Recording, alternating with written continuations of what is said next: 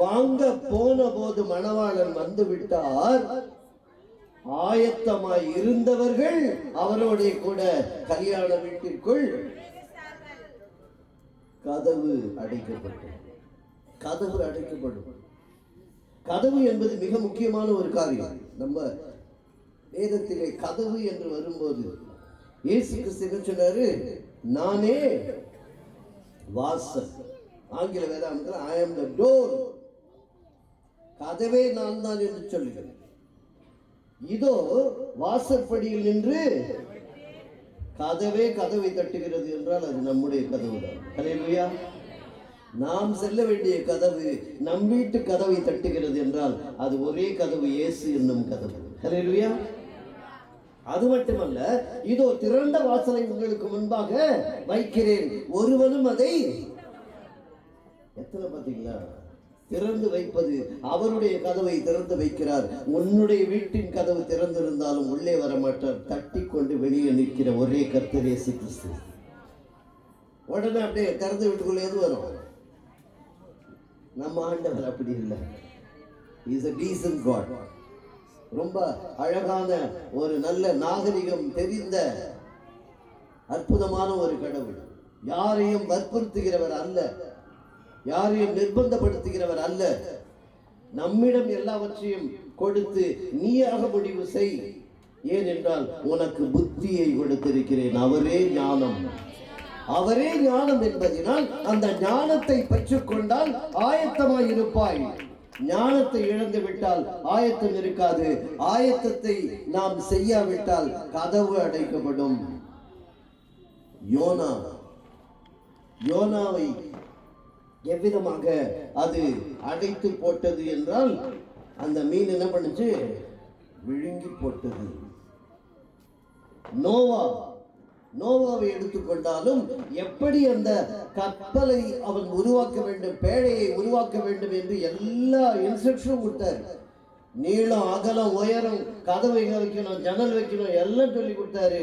ஆனா கதவை மூடும் அந்த உரிமையை அவர் நோவாவுக்கு கொடுக்கவில்லை. கர்த்தர் கதவை அடைத்தார். ஒரு அகிலம் சொல்லுகிறார், கர்த்தர் தான் கதவை அடைப்பார். ஆகையால் தான் நமக்கு எல்லாம் உண்டு, எல்லா சலுகைகளும் உண்டு. ஆனால் கதவு அடைக்கப்படும். அந்த கதவு அடைக்கப்படும் போது நாம் தயாராக இருக்க வேண்டும். கதவு அடைக்கப்பட்டதோடு மாத்திரமல்ல, அதற்கு பின் என்ன நடக்கிறது என்று பார்த்தீர்கள் என்றால், மற்ற கன்னிகைகளும் வந்து ஆண்டவரே ஆண்டவரே எங்களுக்கு திறக்க வேண்டும் என்றார்கள். அதற்கு அவர், உங்களை அறியேன் என்று மெய்யாகவே உங்களுக்கு சொல்லுகிறேன். அது எப்படி சொன்னார்கள்? உங்களை அறியேன். எதனால் சொன்னாரு உங்களை அறியேன்? ரெகுலரா பார்த்துருந்தாக்க சொல்லுவாரு, பார்க்கலன்னா அறியன் தான் சொல்லுவார். இன்னைக்கு வந்து இதோட அடுத்த 31ஆம் தேதி வந்தீங்கன்னா அறியன் தான் சொல்லுவார். எத்தனை பேர் நியூ இயர் சர்வீஸ்க்கு மட்டும் வந்தால் போதுன்னு வந்திருந்தீங்கன்னா, நடுவில் அவர் வரும்போது என்ன பண்ணுவார்? உங்களை நான் அறியேன், இவரை போன வருஷம் பார்த்தேன், இவங்களை வந்து வாரம் பார்க்குறேன் அப்படின்னா ஓகே.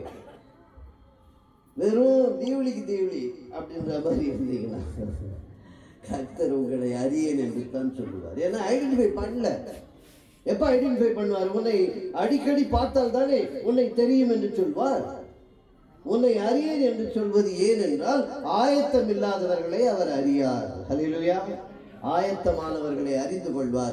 எண்ணெய் கொண்டவர்களை அறிந்து கொள்வார். விளக்கில எண்ணெயோடு வந்தவர்களை அறிந்து கொள்வார். சத்தம் கேட்டு எழுந்தவர்கள் எல்லாவற்றையும் அறிந்து கொள்வார். ஆனால் எண்ணெய் இல்லாதவர்களை அறியேன் என்று தான் சொல்லுவார். அறியேன் என்று சொல்லாதபடிக்கு நாம் ஆயத்தமாக இருக்கிறோமா? இன்றைக்கு நாம் ஆயத்தப்படும் ஒரு தருணத்திலே இருக்கிறோம். இந்த வருடம் நான் எதையெல்லாம் ஆயத்தமாக்க வேண்டும்? கதவு அடைக்கப்படுவது தெரியாதவர்களுக்கு நான் சத்தியத்தை சொல்லுகிறேனா? என்னுடைய பயணத்திலே, என்னுடைய இந்த வரவேற்பிலே நான் எதிர்கொண்டு போகும்போது என்னை அறிவேன் என்று சொல்லக்கூடிய அளவிலே நான் ஆயத்தப்பட்டிருக்கிறேனா? என்னிடம் இருக்கிற எண்ணெய் போதுமா அல்லது இன்னும் வாங்கிக் கொள்ள வேண்டுமா? யாரிடமும் கேட்காமல் நான் சுயமாய் நிற்க முடியுமா என்பதையெல்லாம் சிந்திக்கிற தருணம் தான் இந்த வேளை. இது மகிழ்ச்சியான வேலை, இது மகிழ்வான வேலை. ஆனால் ஆயத்தப்படுகிற வேலை என்பதை நாம் மறந்துவிடக் கூடாது. இது ஆயத்தப்படுகிற ஒரு வேலை. ஆகையால் தான் மனுஷகுமாரன் வரும் நாளையாவது நாழிகையாவது நீங்கள் அறியாதிருக்கிறபடியினால் விழித்துக் கொள்ளுங்கள். அறியாதிருக்கிறபடியினால், யூ டு நாட் நோ, உனக்கு தெரியாது. தெளிவா சொன்ன, உனக்கு தெரியாது. தெரியும் நினைச்சுக்காத, தெரியாது. ஏனென்றால் நம்முடைய சித்தாந்தம், கிறிஸ்தவ விசுவாசம், நமக்கு அளிக்கப்பட்ட செய்தி எதன் அடிப்படையில் இருக்கிறது என்றால் திருமணத்தின் அடிப்படையில் இருக்கிறது. திருமணத்தின் அடிப்படையில் தான் எல்லாமே விளக்கப்படுகிறது. எபேசியர் 5ஆம் அதிகாரத்திலே கூட அவர் யார், திருச்சபை என்பது என்ன, கிறிஸ்து என்பவர் யார் என்று அதை திருமணத்தோடு ஒப்பிட்டு சொல்லுவதை நாம் 5ஆம் அதிகாரத்திலே பார்க்கிறோம். பவுலடிகளார் சொல்லுகிறார், நான் இதை சொல்லவில்லை, சபையையும் கிறிஸ்துவையும் சொல்லுகிறேன். நீங்கள் திருமணம் என்று நினைத்துக் கொள்ளாதீர்கள், ஆனால் அது திருமணத்திற்கு ஒப்புமையாய் இருக்கிறது என்று சொல்லுவதை நாம் பார்க்கிறோம். மணவாளன், நாம் மணவாட்டி. மணவாளன் என்பது இயேசுநாதர் அப்படின்னு நம்ம சொல்றோம். இயேசுநாதர், நாதன் அப்படின்னா என்ன அர்த்தம்? ராஜா ராணி கதையெல்லாம் ராணி ராஜாவை பார்த்தீங்கன்னா சொல்லுவாங்க நாதான். நாதா என்றால் கணவன் என்ற அர்த்தம், நாதா என்றால் மணவாளனே என்று அர்த்தம். நாதா, நாதன். ஆகையால் தான் அந்த மணவாளன். அப்ப நாம் எல்லாம் நியமிக்கப்பட்டிருக்கிறவர்களாக இருக்கிறோம். நியமிக்கப்பட்டவர்கள் என்றால் நாம் நிச்சயதார்த்தம் அடைந்தவர்களாக இருக்கிறோம். மணவாளன் வருகைக்காக காத்திருக்கிறோம். ஆகையால் யூத திருமணத்தின் அடிப்படையிலே நமக்கு இவைகள் எல்லாம் விளக்கப்படுகிறது. யூத திருமணம் 3 சடங்குகளாய் இருக்கும். முதலிலே பெற்றோர் பார்த்து நிச்சயிப்பது, அடுத்து பரிசு பொருளோடு வந்து மணவாளன் மணவாட்டியை நியமித்து விட்டு செல்லுவது, பின்பு தன்னுடைய தகப்பன் வீட்டிற்கு அழைத்து செல்ல வருவதுதான் கடைசி. அந்த கடைசி வேலையை குறித்து சொல்லுகிற பாடம். ஹல்லேலூயா. மரியாள் யோசேப்புக்காக நியமிக்கப்பட்டிருக்கிற வேளையில் தேவதூதன் வந்தான் என்று சொல்லப்படுகிறது. அந்த இடத்துல திருமண முறையே மாறிவிட்டது. அந்த இடத்துல எல்லாத்தையுமே மாத்திட்டார் ஆண்டவர்.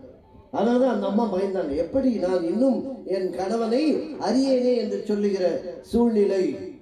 யோசேப்பு பயப்படாத, கூட்டிட்டு போ, நீ எப்படியும் போறது வேற, சொல்லாமல் கொள்ளாமல் இரவு ராத்திரியிலே சென்று அழைத்து வருவதுதான் உன்னுடைய சடங்கு சம்பிரதாயமாக இருந்தது. இப்பொழுது நான் மாற்றுகிறேன். ஏனென்றால் உலக ரட்சகர் பிறக்க. ஹல்லேலூயா. மனிதனை மனிதனாக படைத்த கடவுள் கடவுளை குழந்தையாக படைத்தார். ஒரு அல்லேலூயா சொல்லுங்க.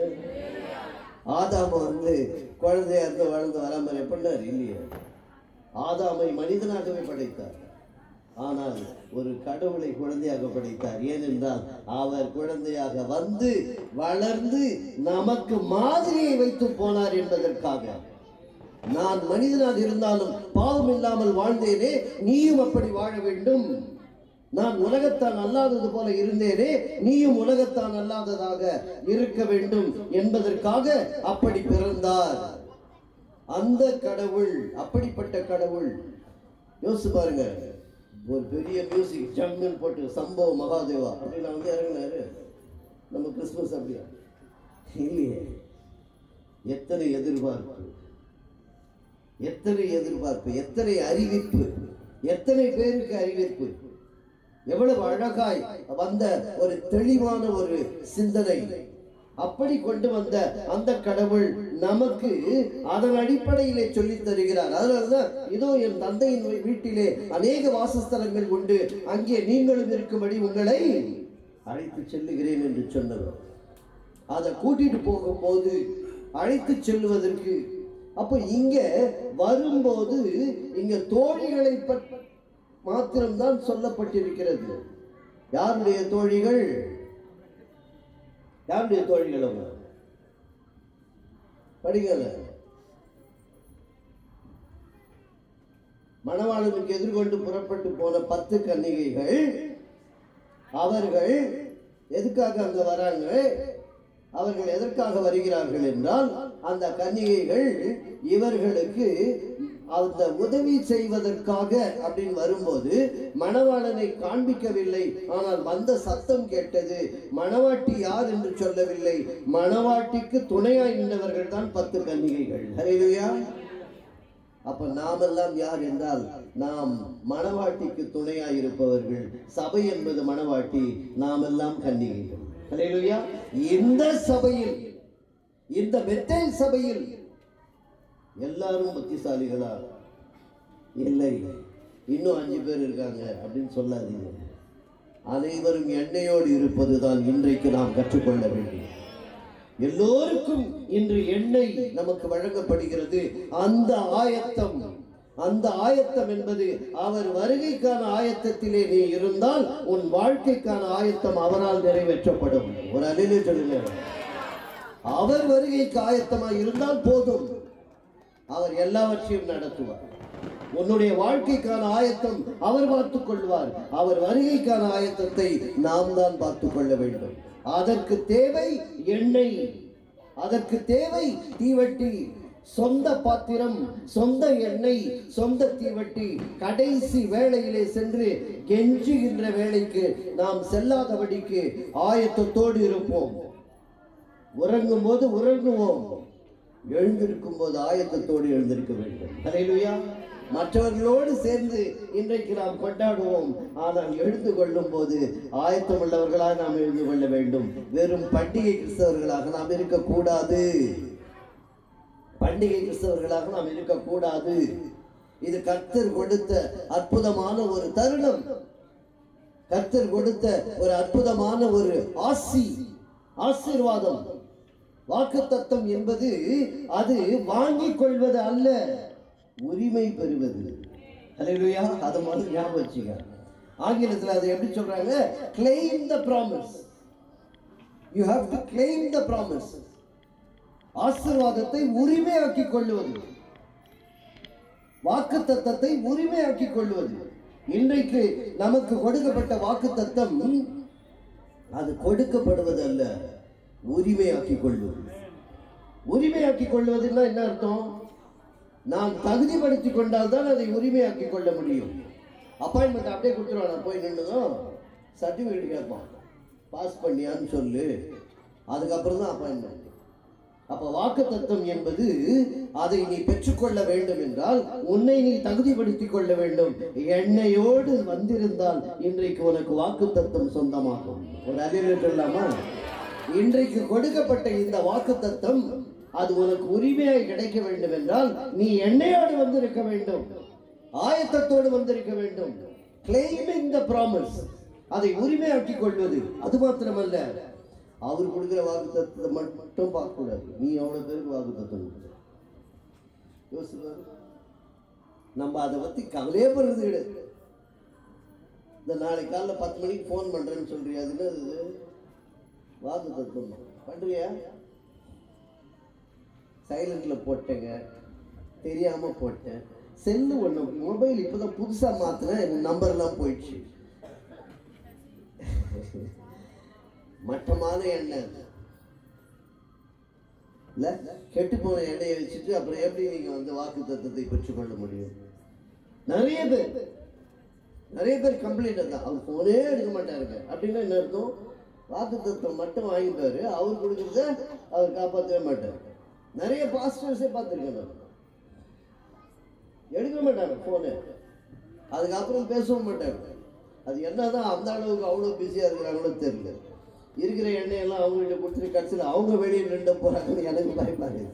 கதவு அடைக்கும் போது அவங்க வராமல் போயிட போறாங்க.